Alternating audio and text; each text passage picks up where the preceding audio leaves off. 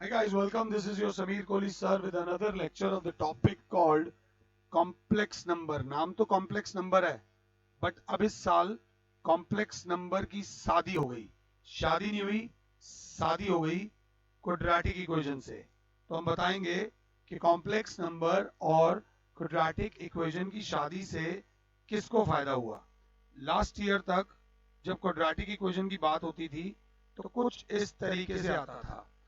ax square plus bx, ax square plus bx plus c is equals to 0 की roots निकालो. Middle term splitting होती थी. एक होता था क्वाड्रेटिक फॉर्मूला. वो बच्चे जिनसे मिडिल टर्म स्प्लिटिंग नहीं होती थी वो लगाते थे क्वाड्रेटिक फॉर्मूले को यूज करते थे. अब क्वाड्रेटिक फॉर्मूला क्या था? ए होता है coefficient of x square, b होता है कोफिशिएंट ऑफ एक्स और सी होता है कांस्टेंट. तो हम इन तीनों वैल्यूज को लिखते थे, फिर हम निकालते थे डी. डी जो होता था उसे बोलते थे डिस्क्रिमिनेंट बोलते थे. और फिर अगर आपको थोड़ा सा याद हो, ऐसा नहीं आप भूल गए होगे, डी की वैल्यू या तो आती थी डी इज इक्वल टू 0 आता था और हम प्यार से लिखते थे roots are real and equal, और हम इसे सॉल्व करने लग जाते थे. There was a way to solve it. Solve कैसे करते थे? Alpha is equal to minus B plus root D upon two A, beta is equal to minus B minus root D upon two A. और जब D 0 होता था तो ए की value आती थी. अब या तो डी ग्रेटर देन 0 आता था तो हम बोलते थे roots are real and unequal. तब भी हमारे लिए घर के दरवाजे खुले हुए होते थे. जय माता दी. ये घर है, ये हमारे घर के दरवाजे हमारे लिए खुले हुए हैं. इसी का एक और केस आता था बहुत रेयर, जब डी 0 से लेस आता था. जब आपकी लॉटरी लग जाती थी. लॉटरी लगती थी मींस यहां पर आ जाता था, आप लिखते थे रूट्स आर नॉट रियल, अगर आपको याद हो. और ये वाली क्वाड्रेटिक इक्वेशन सॉल्व नहीं होती थी क्योंकि ये वाला दरवाजा बंद होता था. Roots are real and equal, roots are real and unequal, roots are not real होता था और आप उसको छोड़ देते थे. बट इस बार गेम चेंज होगी. रूट्स आर नॉट रियल की जगह आएगा रूट्स आर, जी हाँ मेरे बच्चों, इमेजिनेरी. भाई रियल रूट्स नहीं है तो क्या हुआ?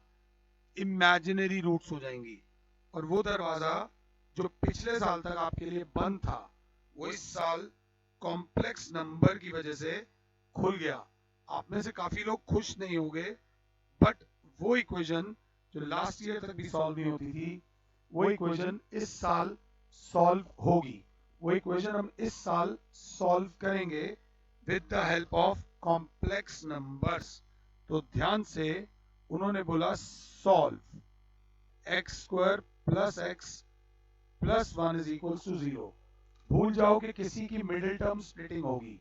किसी भी क्वेश्चन की मिडिल टर्म स्प्लिटिंग नहीं होगी. तो हम सबसे पहले क्या लिखेंगे? a is equal to 1, b is equal to 1, c is equal to 1. तीनों के कोफिशिएंट 1 है. d निकाला, b square minus 4ac, 1 square minus 4 into 1 into 1, 1 minus 4 minus 3.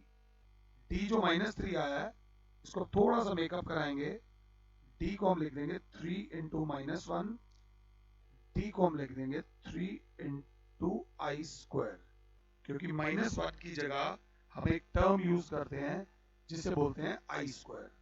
अब एक रूट निकालेंगे अल्फा जो बराबर होती है minus B plus root D upon 2a, और एक रूट निकालेंगे beta minus B minus root D upon 2a.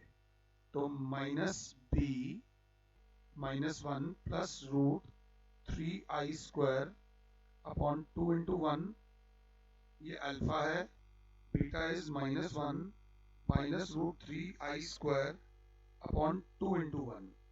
Alpha हो जाएगा -1 plus √3i, i² i upon 2, और बीटा हो जाएगा -1 -√3i अपॉन 2। ये वाली रूट्स जो आ गई हैं, इन रूट्स को बोलते हैं इमेजिनरी रूट्स। क्या बोलते हैं बच्चे? इमेजिनरी रूट्स, जो लास्ट ईयर तक सॉल्व नहीं होती थी वो अब इस साल सॉल्व होंगी, और यही आपको ध्यान देने की जरूरत है। सपोज अगर वो बोलता है कि एनसीईआरटी का एग्जाम्पल 9 बोलता है कि solve x² plus 2 is equals to 0, तो मेरी क्लास क्या बोलेगी? x² is equals to -2।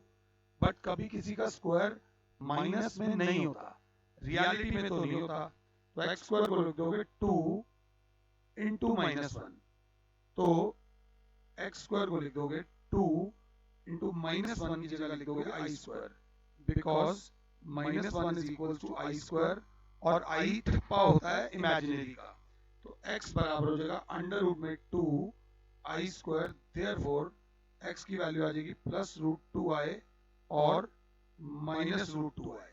मतलब वो क्वाड्रेटिक इक्वेशंस जो पिछले साल तक सॉल्व नहीं होती थी वो इस साल सॉल्व होंगी। एग्जाम्पल नंबर 10 बोलता है x² प्लस x प्लस 1 को सॉल्व करो, ये मैंने जस्ट अभी कराया है। उसके बाद एग्जाम्पल नंबर 11 बोलता है एनसीईआरटी का कि solve √5x² plus x plus √5। Tension लेने की जरूरत नहीं है, आराम से करेंगे। a हो गया √5, b हो गया 1, c हो गया √5। √5 सर जल्दबाजी बड़ी है सर, बड़ी जल्दबाजी, पता नहीं मुझे कहाँ जाना है। निकालूंगा d बराबर होता है b² माइनस 4ac, तो d बराबर होगा b मतलब 1² minus 4 into a into c, 1 minus √5 into √5 होता है 5 इंटू 4, 1 माइनस 20 माइनस 19। अब वो फील्ड छोड़ दो कि अगर d माइनस में होगा तो क्वेश्चन सॉल्व नहीं होगा। अब d बराबर हो जाएगा 19 इंटू -1, d बराबर हो जाएगा 19 इंटू i²।